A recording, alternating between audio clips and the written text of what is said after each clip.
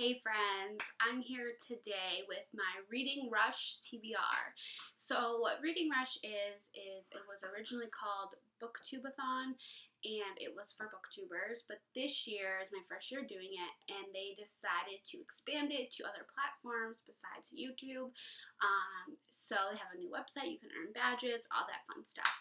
So with the Reading Rush, it takes place from the July 22nd to the 29th, I believe. Is that 7 days? Yes. And they give you 7 different challenges to try to read 7 books in 1 week. So there are several different challenges that you have to go by. I don't think you have to go by them, but they're recommended to make it fun for badges and stuff. So I did my best to follow them.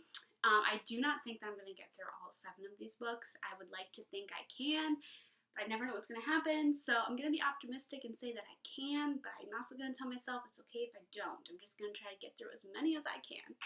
So I'm going to jump right into what these challenges are. Just got to pull up my phone because I don't know them off the top of my head.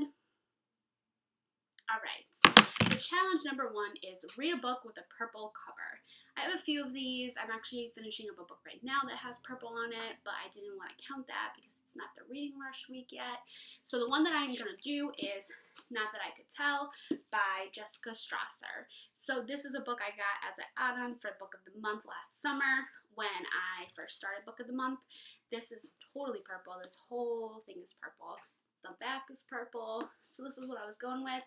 It follows our main character in a small town in Ohio where she goes missing. No one thinks that she would go missing. She lives this really great life. She's very active in the neighborhood. She has twin boys, but she is going through a divorce. She disappears. No one knows what happens. The police aren't able to figure it out, so it turns to a cold case. And then the neighbors start kind of examining what's going on behind their own doors and really try to figure out this mystery behind this woman's disappearance because she does not seem like a person who would just disappear.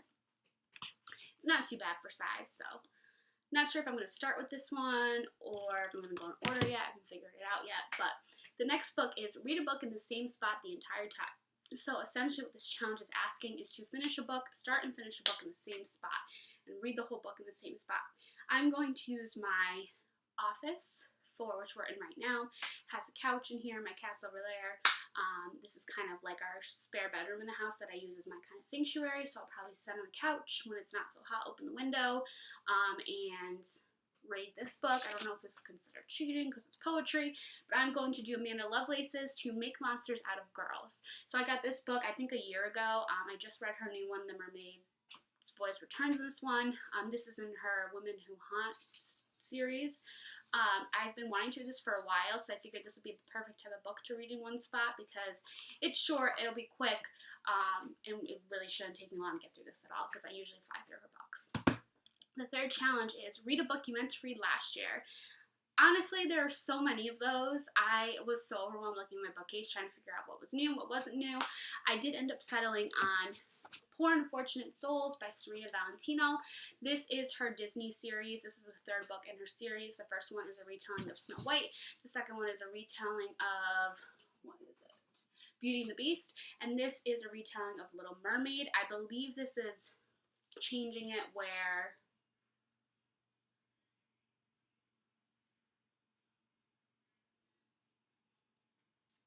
basically is telling the story, I was reading to that, is basically telling the story of how Ursula became as evil as she did. I really enjoyed her first 2 books. The first one was about the evil queen in Snow White and how she became the evil queen, and the second one was the Beast kind of background story. So it's called the Villain series, so I'm excited to read this. I love Little Mermaid, and it's short, so I was like, I'm definitely going to read this. There is a new installment coming out, I believe, later this year, so it kind of made me be like, oh, let's try to catch up. The next book is read the first book by an author, and I actually have an ARC that I got from BookCon and have been dying to read. Just unlocking my phone. And it comes out in August, so this was a perfect opportunity for me to jump on it, and that is As Many Nows as I Can Get by Sheena Yundale. If you watched my BookCon video, I explained this book. If you didn't, I'll explain it again. This is kind of a teen story because I got it from Penguin Teen.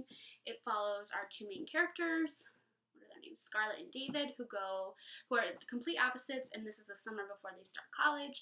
They go on a bunch of different adventures. He's rebellious, she is quiet, and it's all about their love story and figuring out who they are and what path they want to take. This next one I'm probably pushing it, but it said read a book with a non-human main character. So I am not really into fantasy and science fiction. I'm more of contemporary romance thriller. Those are the ones I typically go towards. But I did want to pick up this fantasy series for a while, and that is City of Bones and Mortal Instruments, the first book in the installment by Cassandra Clare. I'm not even going to explain this book because I know everyone on BookTube has probably read this, and I'm really late to the game. But this follows shadow hunters who are, I believe, half demon, half human. I know that the main character, I believe, is human, but there's a bunch of main characters. I really don't know much about this book at all. But I'm going to count this as read the book with a non-human main character and hope that that counts. The next challenge is read a book that has 5 or more words in the title. And this one has exactly 5 words, and that is Sarah Dessen's new book, The Rest of the Story. I'm trying to make it not be so backwards. I'm not even sure which way looks better. It's backwards no matter what. Oh, it's gonna bother me. Anyways, so this is Sarah Dessen's new summer romance. It follows our main character, Emma, who goes to spend the summer with her mom's family at their summer home. Emma's mom died a couple years ago. She doesn't really know this family, so she knows nothing about them, and she spends the summer with them and has an identity crisis where her dad calls her Emma, but her mom's family calls her Sailor. So she's just trying to figure out her mom's side of the family, her mom's family history, and who she is, and she meets a boy, of course, which is going to be a cute little love story. So this is the one that I'm definitely going to want to read. I've heard a lot of good things about this book, so that is the one I'm choosing for this. And the last challenge is read a book and then watch the movie Adaptation. So I already saw this movie, but I've been wanting to read the book for a really long time. So I told myself this was a perfect opportunity to encourage me to finally read this book because I've had it for a while. And that is none other than Crazy Rich Asians by Kevin Kwan. So this is exactly what it sounds like. It follows this main character, Rachel, who is dating, what is his name? Nicholas Yan, who is part of a very rich Asian family, and she goes with him to a wedding in Singapore, I believe. Yes. And meets his family and realizes there's a lot of family drama and they don't like her so much, and she just learns all this stuff about Nick that she didn't know before. The movie was so good. I really, really enjoyed the movie. So I do not mind watching it again, and I'm finally happy to pick up this book. I have all 3 in the series, so I'm really hoping I like this one and didn't buy the other 2 for no reason.